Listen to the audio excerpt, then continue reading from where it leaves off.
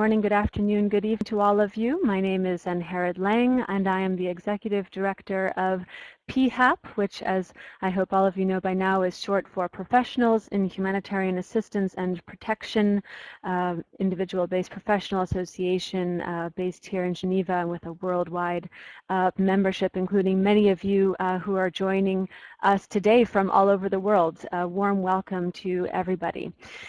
So I'll just be quickly introducing the event today, since we have a packed agenda and a number of really interesting speakers that I'm looking forward to hearing from, and then hopefully get into a bit of a discussion towards the end of our hour today with all of you who are participating in the event. So just to quickly run through how the online platform works, and just briefly to introduce today's event, which is an introduction to the Europe and Others group of countries regional consultation for the World Humanitarian Summit process. So we're quickly moving ahead to, okay, so to look at the technical platform briefly, I think most of you are already familiar with how the platform works. Very important for us to hear from all of you any questions that you have for our panelists throughout the event. So as our guest speakers are providing their comments, please do submit your questions in the question box, as you can see pictured in the screenshot in front of you on your computer screen. Those will go back to our team here in Geneva, and then we will pose your questions to the panel towards the end of the event.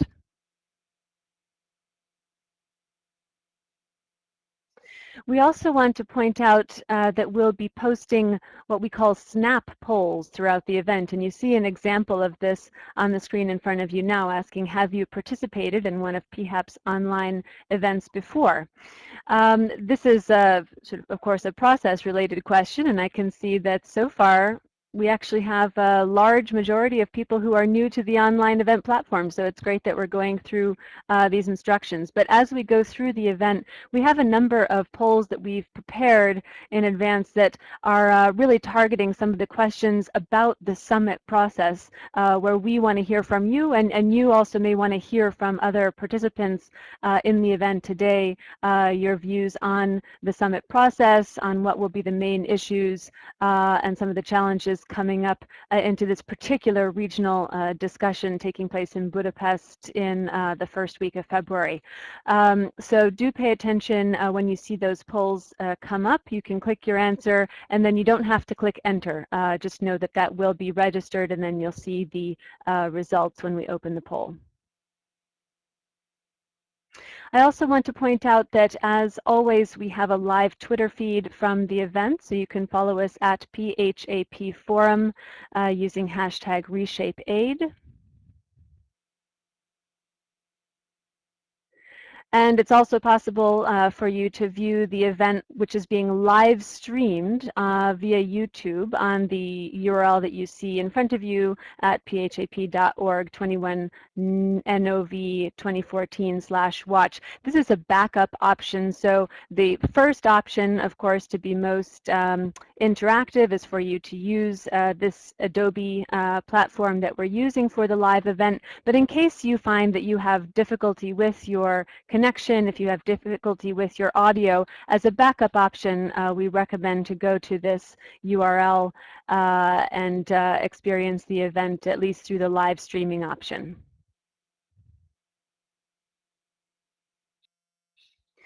So now I'd like to get into actually introducing our speakers for today.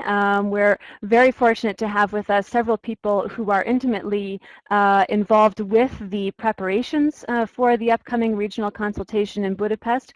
We're going to begin with a few remarks from Rob Smith. So Rob is also based here in Geneva. He's head of the Geneva office of the World Humanitarian Summit Secretariat, and I know that he's been very involved, of course, throughout the duration of the summit process, and is particularly heavily involved now in preparations for Budapest, working with all of the member states, with all of the other interested actors in the preparations for this meeting.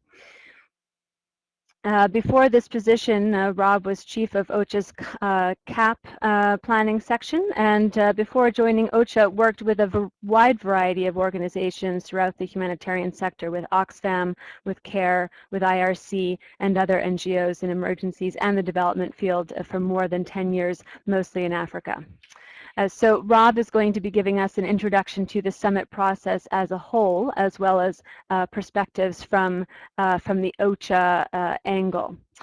Then we're also very pleased to have with us today Randolph Kent. Randolph Kent is going to be introducing the online discussion forum in particular, and the first questions that are going to be open for discussion there. And we'll be giving you instructions at the end of today's event as to how you can access the online discussion, and we strongly encourage you to get involved in those discussions following today's introductory event.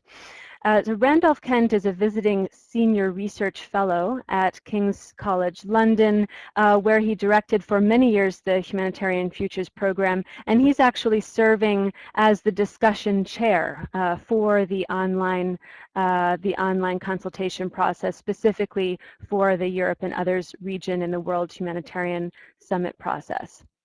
We then have three speakers who are involved to some extent with the process, of course, very much, but also really getting into some of the substantive issues that are really at stake in the discussions that will be coming up in Budapest. So we have with us Tímea Huber, Yulia Gusynina Paroz, and Patricia McIlreavy, and I'll be introducing them in more detail as we get into that portion of the event. But at this time, I think we'd like to turn to Rob to give us a bit of an overview of the process as a whole. Bring us, Rob, if you would, up to this point, because of course there's been a lot going on in other regions and at the global level in the summit process, and give us a bit of an update on the OCHA perspective as to how things are going and where you see things developing from here. Thanks very much, Ankara. Can you hear me? Yes, yes, we hear you well. Good afternoon, everyone. Good morning to those of you across the Atlantic. And thanks very much for joining us. It's very gratifying to see such a long list of participants and a very good panel of co-presenters. By the way, you don't see my name in the list of presenters off to the side because Randolph and I are actually sharing a terminal here in Lausanne at the moment. So we're both logged in as Randolph. Thanks for letting me go first, and apologies in advance because I have to run off in about 10 minutes to shoot back to Geneva for a member states briefing. But I'm very glad to have the opportunity to cover a few of the background issues. I think it might be useful to start with a recap of the basic rationale of the summit process as the Secretary General articulated a little over a year ago when he announced it to the General Assembly. We're faced with challenging trends, climate change, population growth, greater urbanization, economic stresses, and so forth. Some of these trends, moreover, have negative feedback loops or exponential growth curves, which makes them all the more intimidating. But at the same time, there are also positive trends, greater national capacity and greater national sense of ownership and political will for disaster risk management in a lot of countries, including plenty of less developed countries. New methods and technologies which promise to make humanitarian action more effective, efficient, and responsive, and in fact many of these already are. So I think the basic rationale of the summit can be summarized as putting these negative and positive trends together and looking at what we can do to capitalize on the positive trends and get ready to meet what we expect will be increased humanitarian needs around the world over the next 10 years or more. Now, a couple of points about some distinctive characteristics of this process. It is what we would call a multi-stakeholder process, meaning it is not just governments. It's not an intergovernmental process in the typical United Nations sense of leading to a negotiated, formally binding outcome. And this makes it distinct from the concurrent processes for disaster risk reduction, for the Sustainable Development Goals, and for climate change. Now, why are we doing it this way? Obviously, we sacrifice something if we don't have a legally binding convention at the end of the day, though some of the recommendations may lead to intergovernmental actions and agreements. But we're doing it this way because even though governments have a clear responsibility to respond to the humanitarian needs of their own people, in reality, to exercise this responsibility, they always call upon an array of non-governmental actors. For first, the National Red Cross or Red Crescent Society, of which almost every country has one, national non-governmental organizations, civil society organizations, the private sector, militaries, their own and neighbors, and so forth. And so in this multi-stakeholder process, to really get a grip on the full set of ramifications of the challenges, and also the various capacities which are being increasingly recognized and need to be perhaps better recognized and assimilated, we need to bring all of these stakeholders together into a conversation, a very exploratory conversation about where we stand in 5 or 10 years and what we need to put in place to get ready for that. Also, another reason to do it in this way of a multi-stakeholder process is that we feel it has to be truly open and without predetermined outcomes. And this too makes it distinct from processes like the climate change negotiations. There, I think the necessary outcome is, in a sense, predetermined. We need to reduce carbon emissions. We have ways to do that. The negotiating process is summoning the political will and sharing the responsibility and the burden specifically to make this happen. I think in this humanitarian summit process, it's more open than that. We don't know at this moment what the solutions are. Perhaps some people know, but it's not generally understood and absorbed. So a lot of the purpose of the process is to have this conversation in which the ideas that will solve the problems that are increasingly apparent come to the fore, gather some momentum and some political buy-in, and become concrete recommendations, which can then go into other processes and become true commitments and binding agreements. So it is, therefore, a truly exploratory process. We've had 3 regional consultations to date in West and Central Africa, in Northern and Southeastern Asia, and in Eastern and Southern Africa.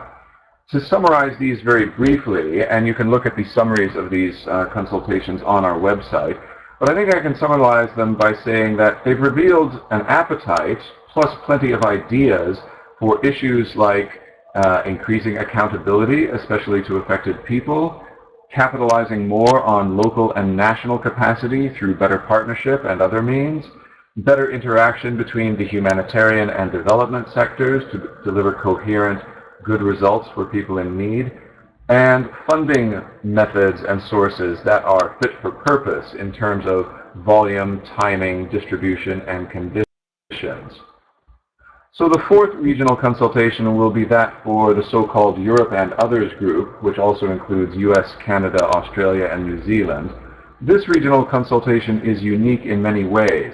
It's the largest in terms of number of countries, 54 countries, including several very big ones.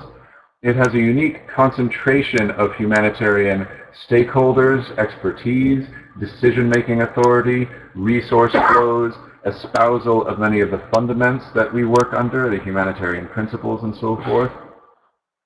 And for this reason, it will have, I think, a unique dual focus, which we in the regional steering group abbreviate by saying inward and outward. This region has to deal with the outward issues in the sense of the aid flows, aid policies, methods, capacities, and partnerships that emanate from this region. The other regions of the world need us to address some of the inefficiencies in the systems that emanate or are largely managed from here. But at the same time, we also have to maintain an inward view. This is a region that, like all other regions, is not immune to disasters. We tend to prepare for them pretty well and respond to them pretty well, but we're not perfect. We have lessons to learn from our successes and our failures. We are not immune from conflicts. There are a couple of conflicts going on currently and some very major ones in recent history. So we have to deal with those frankly and not put ourselves on some sort of higher plane and merely tell the rest of the world what we think they should do. So we're going to try to maintain this inward-outward dual focus in the Europe regional consultation. Now, before each regional consultation, there is a series of preliminary consultations with key stakeholders and stakeholder groups in the region. and we are launching those now for the Europe and Others grouping. And these will unfold through various means. Gatherings like the Canadian Humanitarian Conference, the ECHO Partnership Conference next week, the German gathering of NGOs in Berlin in early December, the Irish Humanitarian Summit, which actually culminates later next year, but they're front-loading some activities to have some inputs for our regional consultation. These gatherings are partly exogenous to the summit process, but to varying degrees have significantly aligned themselves to the summit issues and to the Europe and Others regional issues in that process. So we will be capitalizing on inputs from those gatherings. We are launching targeted surveys and discussions with key stakeholder groups like affected people, who are indeed to be found in great numbers in this region, diasporas, an interesting and important constituency, and the private sector. And lastly, to mention the general online consultation for all interested participants in the Europe region or with an interest in the Europe and Others grouping, of which this webinar is essentially the soft launch or the preview. Now, we're fortunate to have an excellent regional steering group, several of whose members are with us online today, to describe the key issues that we believe this regional consultation, i.e. the humanitarian stakeholders in this region, in all their numbers and diversity, must address for this regional consultation to fulfill expectations, the expectations we put on our and the expectations other regions have towards the actors in this grouping. So I will leave it there, and I'm sure my fellow RSG members among the presenters will be in an excellent position to discuss those issues, which we see as a good starting point for the conversations in this region leading up to Budapest in February and beyond. Thanks very much. Excellent. Thank you very much, Rob. And I really appreciate your finding the time to do this when I know it's been an incredibly busy week and day here, and look forward to seeing you later this afternoon in Geneva. So without further ado, we're going to try to move on to Randolph Kent. So Randolph, I hope that you still have a few minutes there to come on with us and share a bit your own perspectives regarding the online discussion forum and some of the actual substantive questions that you're going to be trying to address first as this online consultation opens in advance of the regional meeting. And I guess I can use the term colleagues, because that either virtually or physically is what I hope will be over the next couple of months. That said, let me, in a sense, just underscore the points that Rob has made. I think that they are really where we want to be, and I think they really do reflect the vision. That said, let me try and give a bit of an additional construct to Rob's main points. As I understand it, and perhaps as most of you out there already know, that this whole effort will be driven by, initially, you, the people that will be on the online process, you, the people who through this online process will identify the sorts of issues that really will drive our understanding of what, so to speak, Western Europe and others see as not only the crisis drivers, but also the ways that these can be mitigated. What are the things that we're doing right? What are the things that need to be improved? This broad construct is what the dialogue should be. Now, I think what you'll see is that over the next week or so, there'll be the appointment of 3 or 4 moderators. So all the information that this online consultation will generate will result in a pool of ideas that these 3 or 4 moderators will look at and try and bring together in terms of a set of findings, conclusions, and what one should do about it. Now, the timescale, roughly speaking, is that by the 1st of December through the 12th of December, that there will be identification of questions and collection of information, collection of your, through online consultations, views, as both Robert and I have just tried to describe.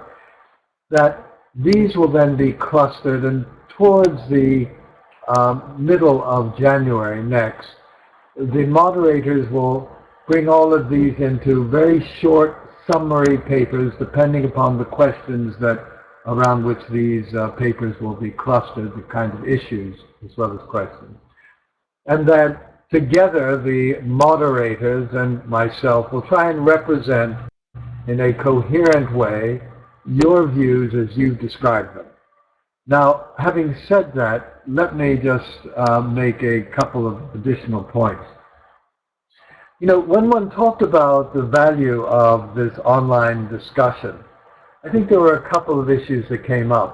The first issue is, well, in a sense, is this an adequate way of engaging? And what we're finding is, not only is this an adequate way of engaging, but more and more we're finding that people involved in this kind of engagement are willing to be perhaps more bold than they would be on a face-to-face or within a real discussion session. That's not to negate the importance of getting together, but rather it's to say when people sit back without having to, if you like, be overly diplomatic, some of the views, some of the impressions are far more challenging, far more gripping than perhaps trying to accommodate issues in a physical form. So one of the things that I'd like to emphasize is use that boldness.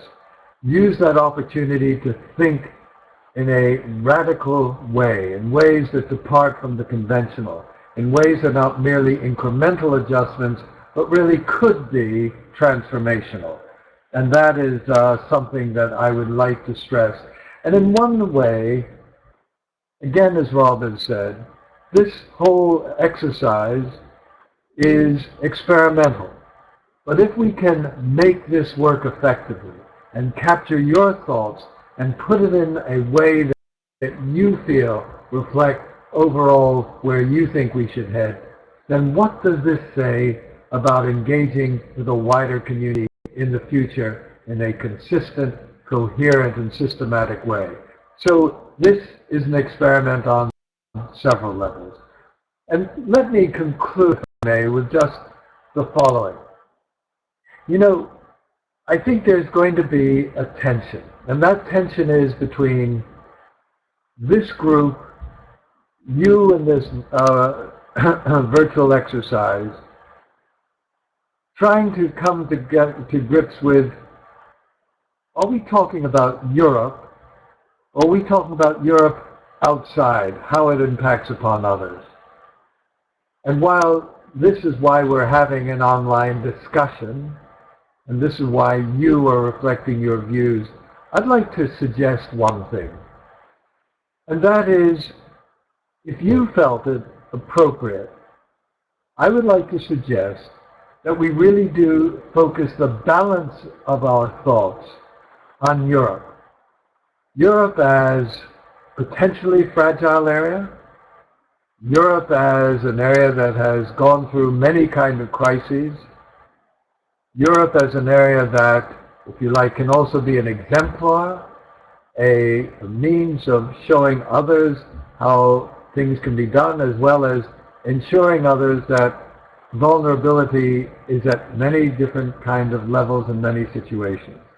So I would urge you to think about what are the kind of crises that Europe might have to face? What are the kind of structures that Europe internally might have to adjust, develop, rely upon to deal with these kind of crises? What is Europe beyond a single set of 54 nations in this context, but also a Europe that has to rely upon each other in so many ways to anticipate crises and to deal with them? Now, in no sense am I either in a position or would I want to try and over-influence this conversation, this dialogue. But Europe has so much to offer in the ways that I've described. It would be very sad if we lost the opportunity, that focus, which would be very valuable to a wider global community, namely, what can Europe tell us, teach us, and what do we think Europe can learn from others?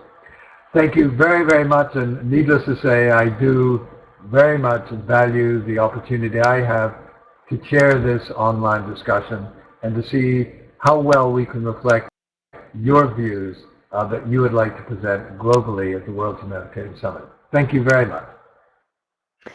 Thank you very much, Randolph, for those inspiring remarks, and I really hope that everybody here listening today will heed your call to be bold, to get involved, and really to engage with you in what promises to be, I think, a very interesting discussion over the coming months. So we're going to now move on to our next three guest speakers today, whom I'll introduce now. We have with us Tímea Huber. Tímea is head of the Department for International Development of the Ministry of Foreign Affairs and Trade of Hungary, and she is serving in this context as co-chair of the Regional Steering Group for the Europe and Others group for the summit process. We also have with us Yulia Gusynina Paroz. As I mentioned, she's also connecting with us today from Hungary. And Yulia is a senior advisor to the Europe Zone office of the IFRC, the International Federation of Red Cross and Red Crescent Societies, where she provides diplomatic, political, and legal advice. And prior to this, Yulia brings what I think would be a very interesting perspective and prior experience, having been working at the IFRC headquarters as the coordinator for the preparation and running of the 30th and 31st international conferences of the Red Cross and Red Crescent Society. And it may be interesting to hear from her either today or in a future event how she would compare perhaps the experience of coordinating those events with the new challenge of working in the preparation of the World Humanitarian Summit for the region. We also are pleased to have with us Patricia McIlreavy, who's Senior Director of Humanitarian Policy at Interaction and is joining us today from the United States. So we're going to begin today with initial remarks from Tímea, and then we'll be moving to Yulia and then to Patricia. So Tímea, I'll give you the floor.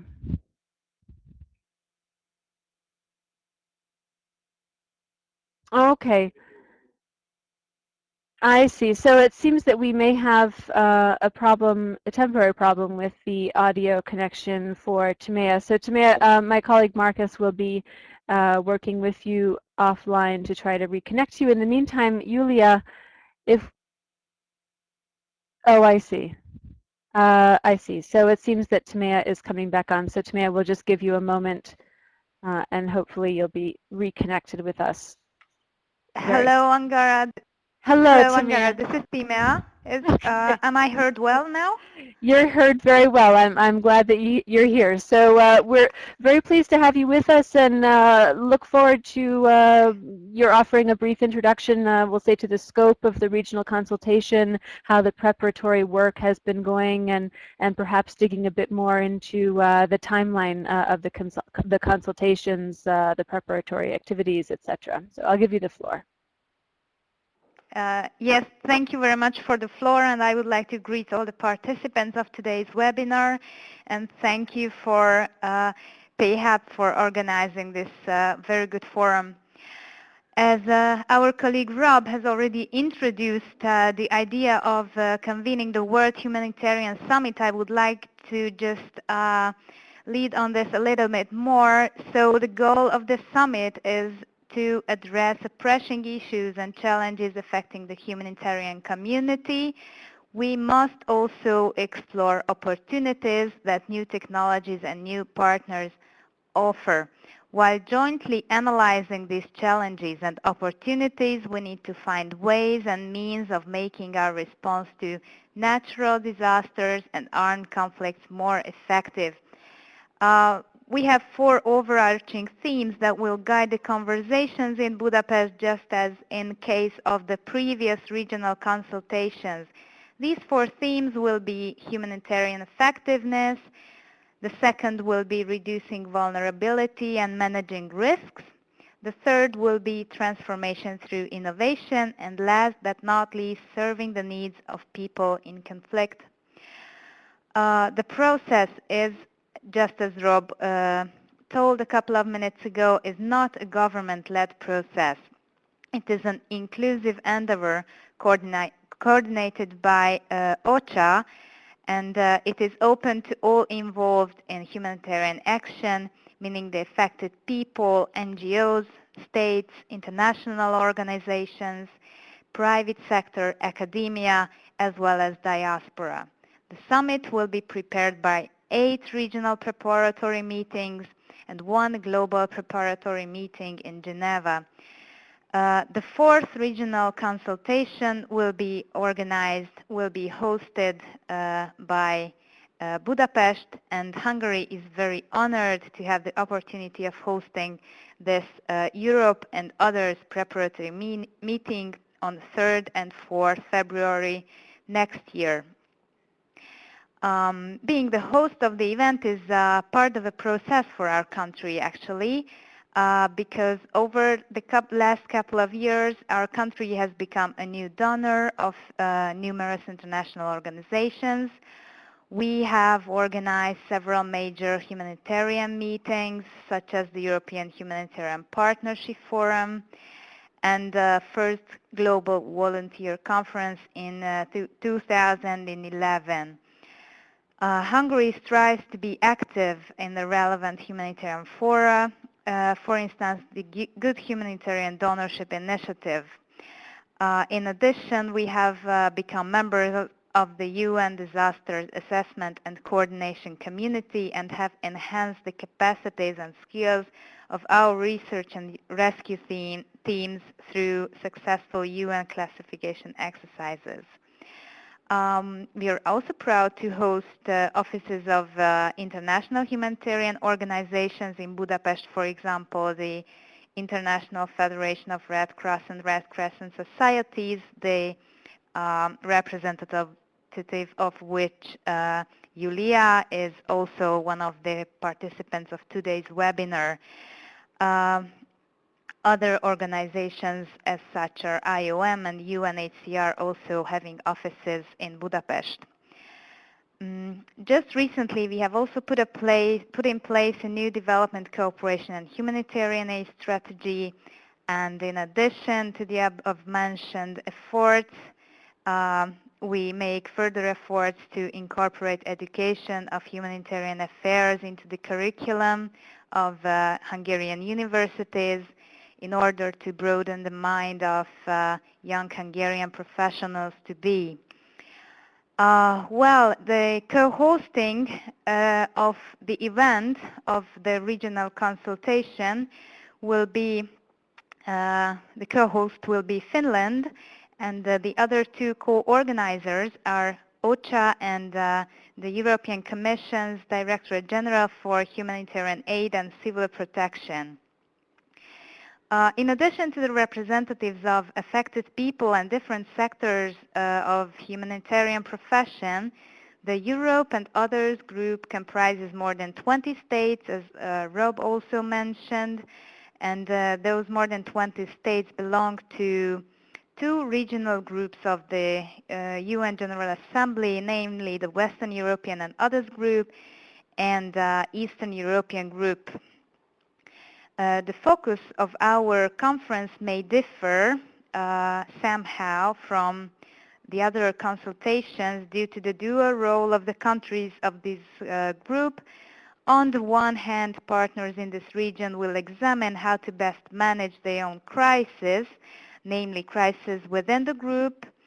On the other hand, the region is home to the majority of big donors and international aid organizations, which leads us to the question how the international humanitarian system could be made more effective and what the role of donors would be in this. Our regional consultation itself is being prepared by a regional steering group having 20 members that is tasked to decide about the substance and the logistics as well. The RSG, the Regional Steering Group, prepares, for instance, background documents, list of invitees, communication strategy, online consultations, and eventually it will endorse the outcome of the regional event. The work is done via telephone conferences, email correspondence, and rare, but it happens, we have face-to-face meetings. It consists of diverse and inclusive selection of humanitarian experts from all stakeholders who are active in humanitarian assistance, and the RSG member list will be soon published. Currently, we are in the process of drafting the so-called scoping papers of each theme of the 4 themes that will focus on the main priority issues of the 4 major themes. And it will help start the preparatory discussions leading up to the regional consultation. These scoping papers will be ready for public viewing from beginning of next week, most probably. We intend to promote the preparations and, of course, the event itself through our own and our partners' networks. That means via social media platforms, press conferences, high-level statements, and relevant events. At the same time, we also strive to mobilize public support for humanitarian activities.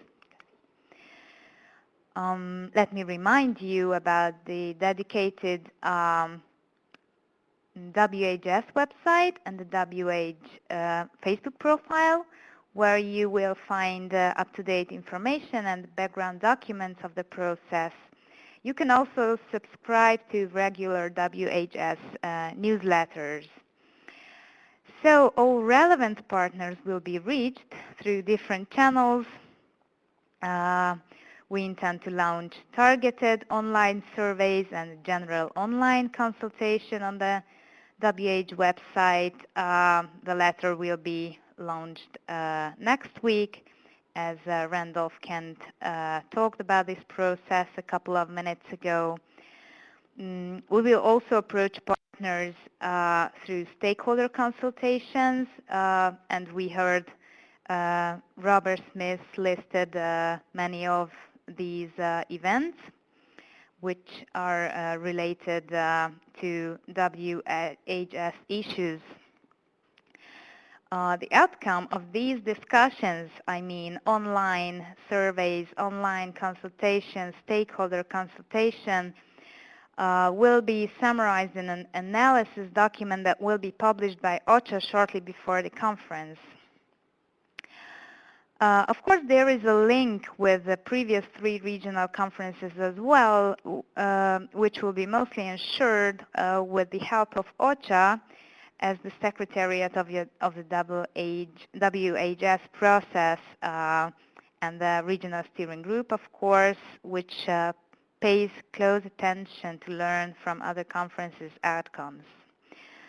Learning from these conferences is important also due to the already mentioned dual character of our group, which means that we can use the best practices of dealing with internal crisis, but since most of the countries of Europe and others group are donors, we must also follow the other regional discussions in order to improve the way we provide assistance to those in need abroad. During the preparations, we paid due attention to other parallel major processes that, in our view, should mutually reinforce each other. For example, the World Conference on Disaster Risk Reduction in March next year in Japan, leading to a new international framework on disaster risk reduction, the HIGO framework for action, too. But I could mention also the negotiations on the post-2015 development agenda and the creation of the SDGs. It is worth mentioning that Hungary, well, we like to mention it usually, that Hungary was the co-chair of the Open Working Group of the UN General Assembly that was mandated to prepare a proposal on SDGs. Getting back to our regional consultation, the two-day conference will be structured in a unique way, since we intend to focus on substantial discussion to reach tangible and meaningful results. Therefore, there will be only a short, high-level introductory session, and it will be followed directly by parallel breakout sessions discussing different angles of the four main themes. That is why we expect to have around 200, between 200 and 250 participants, mostly on a senior expert level. At the end of the conference, a short and concise chair summary will be published with main conclusions and recommendations, but this will be followed by a detailed report as well, a report of the proceedings, and a thorough follow-up phase. The outcome will feed into the deliberations of the global preparatory meeting in Geneva, which will be around the end of next year, and subsequently into the Secretary General's report coming from the Istanbul summit.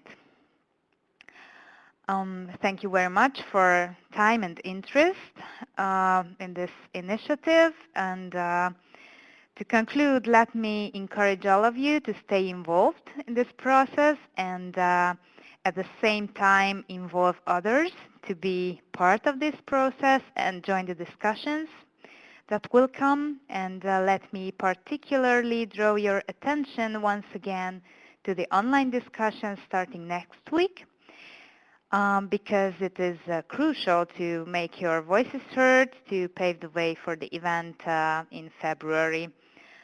We sincerely hope that preparatory consultations and the deliberations of our regional consultation will provide an important input to the success of the whole WHS process, which will result in a more effective, a more inclusive and more accountable multilateral humanitarian architecture.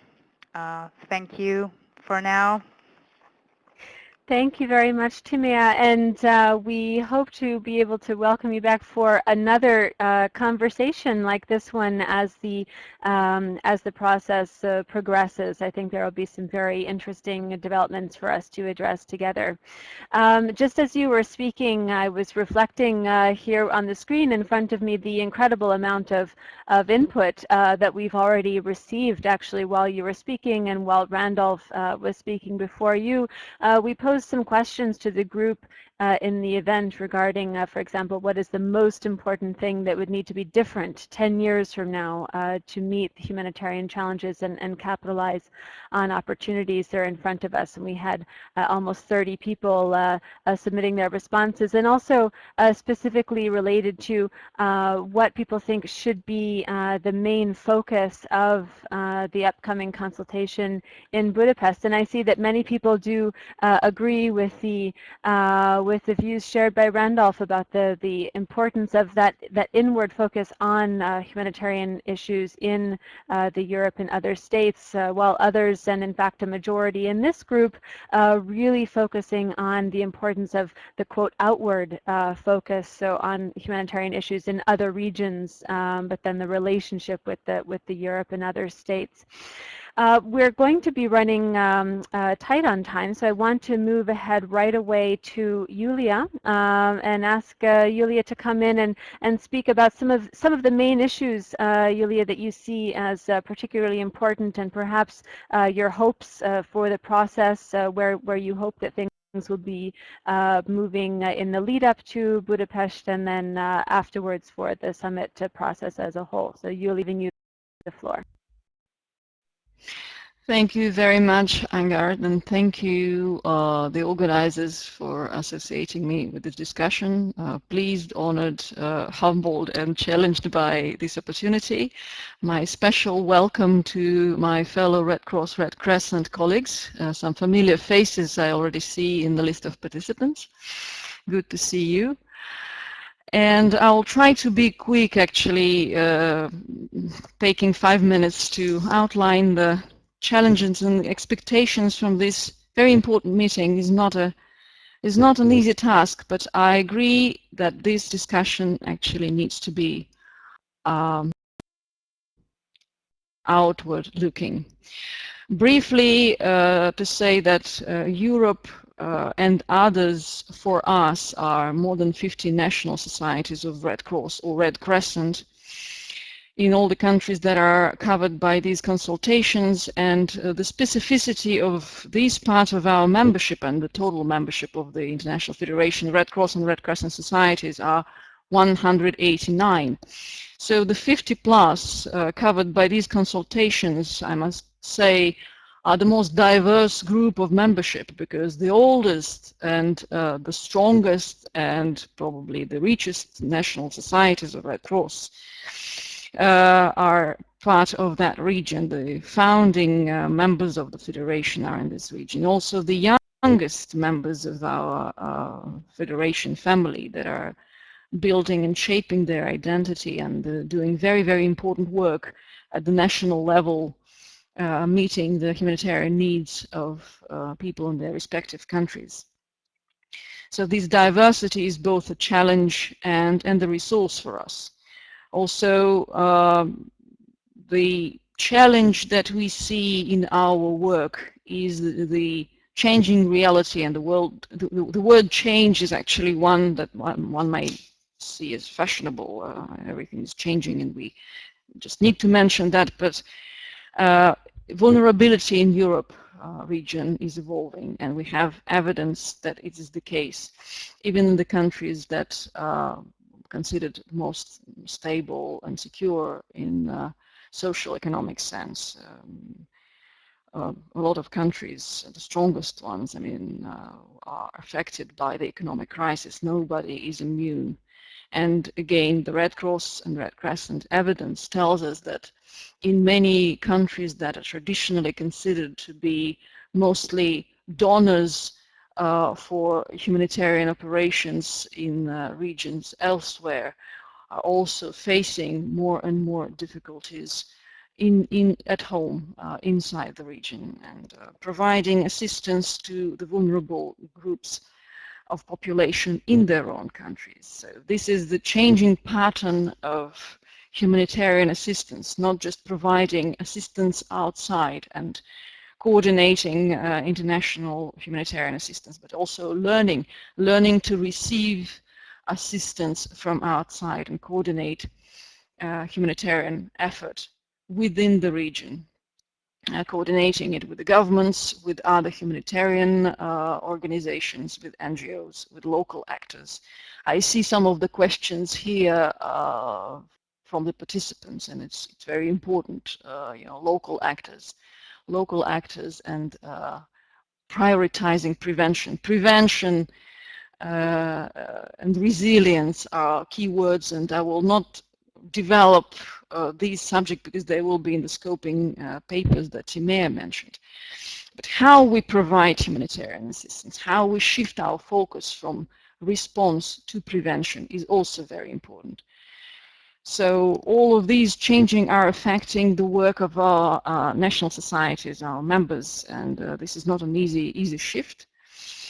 We work with others, and one of the priorities that we see for these discussions that will take place in Budapest and also the summit in Istanbul is how we strengthen partnerships with other humanitarian organizations and beyond, strengthening capacities of affected states, enhancing accountability to affected populations for more efficient and effective humanitarian assistance.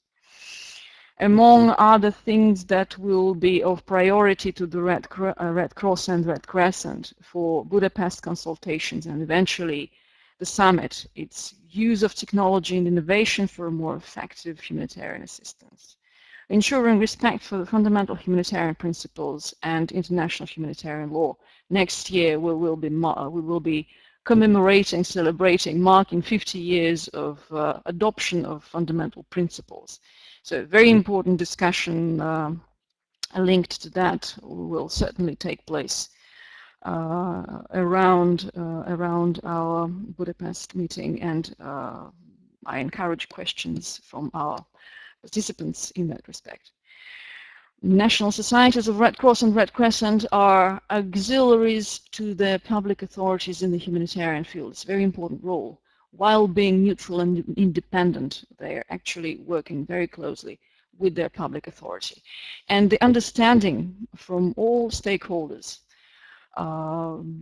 public authorities, governments, donors, military actors, other humanitarian or organizations, including NGOs, United Nations system. The understanding of that specific role of national societies is crucial.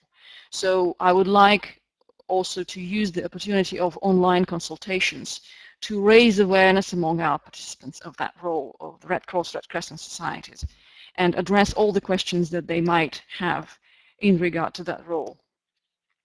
As I mentioned, preparedness agenda, adequate financing for preparedness and resilience. This region has a very high concentration of donor organizations, humanitarian organizations, private sector, governments providing humanitarian assistance and development aid. So this is also an opportunity for us to look at humanitarian financing, and again my encouragement to the participants to address their observations, comments, questions to us so that in the agenda of the meeting in Budapest that could be reflected. So these are some priorities. You know, the Red Cross and Red Crescent movement has been working for more than 150 years.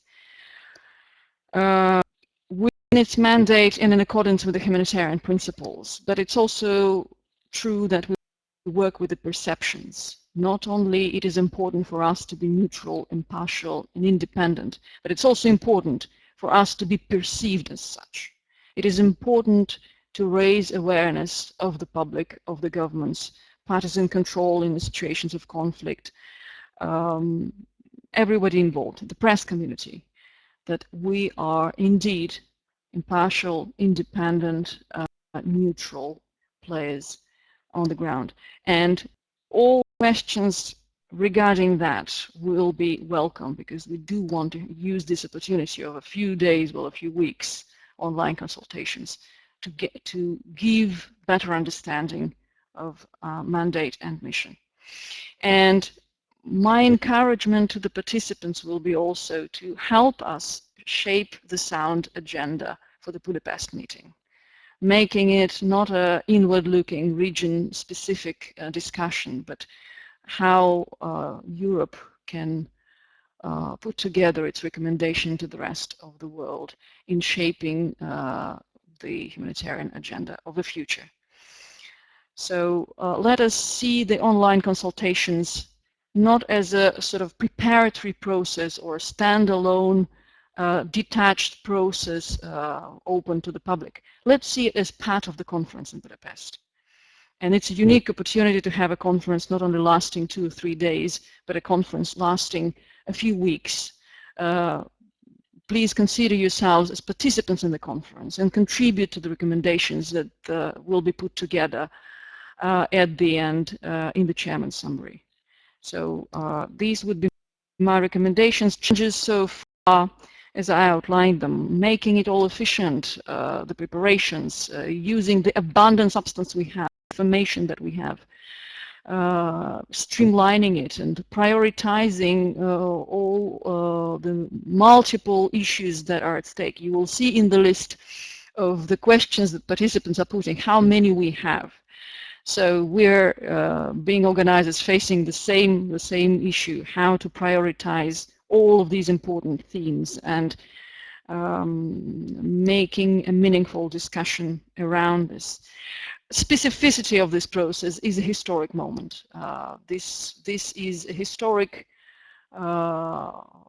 moment for the participants to really express themselves and be part of this very diverse group, recommending to the organizers on how to shape this conference, and encouragement to be active, come back to these consultations, encourage your fellow colleagues to also join. My special encouragement will be to the people who are in the field, humanitarians that are participating in active, ongoing operations. Please share with us your feedback, and that will be absolutely crucial in making sound recommendations to the summit. I'll stop there and give back the word to Ankara. Thank you.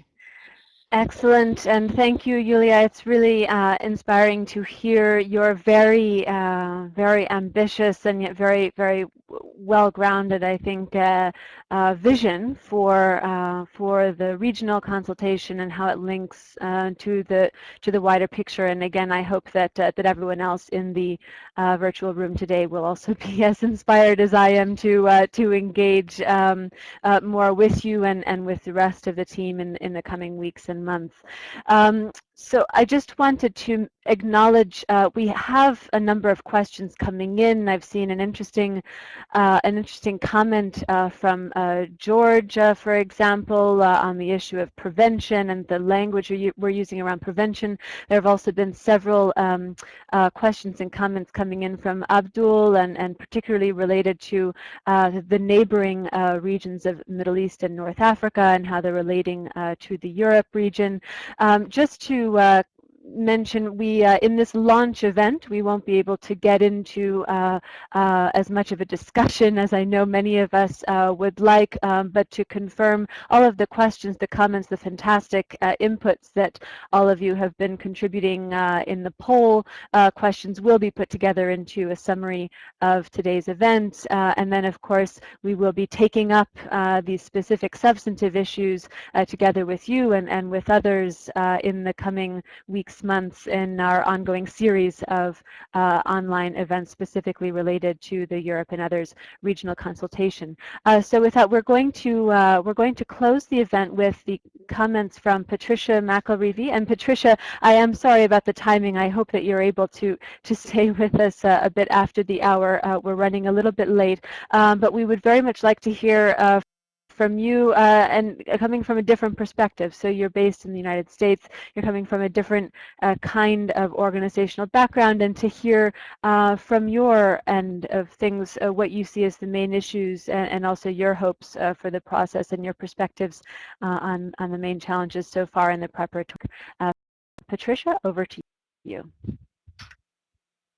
Thank you very much. I'm sure people may be needing to run, so I will try and keep my comments brief. You know, one of the biggest concerns we have, or as we look at this, and I think even you know, looking at the participants and the engagement in some of the questions, is how are we bringing civil society into a lot of this conversation, both civil society in terms of the international NGOs and the national NGOs and the regional organizations, but also looking at the populations themselves that are affected. And so that, within us is one of the areas we are trying to bring into the regional steering group in different ways. I just wanted to give a little bit of a background on my perspective. I mean, for people who are on the phone, I mean, I have a very strong operational background, over 20 years working in the field, but is particularly 17 in actual responses themselves. And I try and bring that, I'm trying to bring that into these conversations so that we don't look at large topics, but we maintain a constant focus on, well, what does this mean? How do we actually implement this? And what is what's going to happen as a result of this discussion? We need to really make sure that the consultations, the various dialogues are not just feeding into a summit that will result in a sign-off or an endorsement by different groups, and then we go back to business as usual. But really, what does this mean in terms of what can we change? How are we going to address some of these concerns and needs that we have in terms of how we have to change? And for that, I think it's, for me, related to the humanitarian field. I mean, there's an expanded scope. There's an expanded, demand on humanitarians now. I mean, I don't need to tell that to the participants who are on the phone. Many of them are actually looking and living this every day, and we can see that from the answers and questions that people are putting forward. We're working in ever more crises. We are going further into insecure environments and being asked to do more than we had in prior years. While meanwhile, the expectations on us have changed, both by the populations themselves, by our donor governments, and by themselves. I mean, we demand more of our own selves in terms of communities, and that the accountabilities that flow from that are just enormous. And how do we manage those accountabilities within these different dynamics? I'm hoping is something that will really be at the forefront of the regional consultations and the summit itself. What are we doing about maintaining our principles within these complex environments? What are we doing about the increasing risks that come to aid workers and, of course, the civilians that we're helping in terms of being targeted, safety and security, the risk of politicization of our aid? And these are lots of issues. I see them reiterated in the answers that people have put forward related to the different polls. These are concerns that are out there that we need to figure out how to work together. And it goes beyond the complex, of course, environments and natural disasters. Natural hazards are creating ever larger disasters. And then, what are we doing about that? What can we do in terms of preparedness, better disaster risk reduction, stronger engagement with development actors and humanitarians, and not just a question of humanitarians reaching, back to the development actors, but what can development actors do to change as well? And maybe that's going to be a bit cheeky at a World Humanitarian Summit that we will talk about what development actors should do, but we do have, this is a multi-stakeholder consultation, and there will be governments that bring different, different aspects of their donor community to bear, and we need to look at what can we do to bring messaging forward. How do we, what are some of the barriers to coordination that are somewhat set up outside our control, because the different agencies that assist us have different siloed approaches themselves. So that for me is, very clearly, I hope, some of the areas I think we're struggling with and that we need to work on. I mean, we keep examining how do we coordinate better, how do we collaborate better, but organizational mandates, institutional approaches, they continue to be blockages to even the best individual mentalities and ideals, and we need to figure out what are some of the changes that can happen. So we need to look at what we can do there. I think in terms of the consultation, I believe my colleagues, Tímea and Yulia, who both sit on the regional steering group with me, have presented very, very well in terms of what are the how it's working, where it's going, and how it will move forward. For me, in terms of the challenge that I see for the overall consultation and how we progress is, as I started off, is how do we ensure that the operational civil society voice is very well heard? And within the online consultations, within the regional consultations, there's there are some avenues for us to engage, but it's not entirely clear how different messages will be weighted, what will be pulled out. And that I think is something that we still need to work on. How do we ensure that it's not, we're basically hearing what we wish to hear through the consultations, but rather we actually are opening ourselves to some things that maybe are harder to discuss, are harder to talk about. And I think we know what those issues are. I mean, the question of principles, the question of risk, the question of politicization. We know these are out there, and we've talked about them for a long time, and we need to actually look at the action. The summit and the consultations need to really look at what are the recommendations that we can do to work together better to start to actually manage, or at least, at the very least, or solve at the best some of these issues, even if it is with a longer term focus. I mean, we can't expect that things will change in 2016, because we agree to it. I mean, that's not how change comes, but we at least need to have a clear plan that we retain an accountability to together in how we're going to serve the needs of populations, in crisis in a better way. Thank you. And thank you, Patricia. And as to all of the other guests, I hope that we will be able to invite you back for another discussion, because there clearly is going to be, well, there are a lot of issues on the table and really a lot at stake. And I think it would be fascinating to see how the direction moves for the conversation in the coming few weeks. It's really going to be a critical time. And I think you, as well as Yulia and Tímea, have really pointed out that there are, well, that there are some major issues at stake, both in terms of the scope of what will be on the table in Budapest, and then of course how the humanitarian community as a whole moves beyond those conversations. So we're a little bit beyond our time, so I think we will have to take the event to a close at this point. And again, I'll strongly encourage all of you,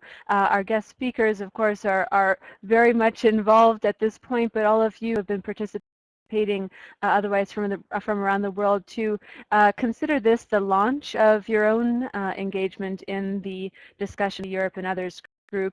Join the online discussion, which is a written forum on the web page that you see on the screen in front of you, www.worldhumanitariansummit.org/WHS_WEOG for this particular region. And of course, keep an eye out for further emails from PHAP and from the Summit Secretariat regarding the next online events. As I mentioned, we will have an ongoing series of events focusing specifically on this region and taking more time to dig into some of the really meaty issues that we all know are lurking below the surface. So we can dig into that with some of you and draw out some of the excellent points that were being made throughout the event in the chat and in the answers to the polls. So with that, I'm going to check out for the time being. I'll give a warm thank you, as always, to our team here at PHAP, to Marcus and the rest of the team here for all of their work and the preparation, and also running the event in real time. And we look forward to being in touch with all of you over the coming weeks and months. Goodbye from Geneva.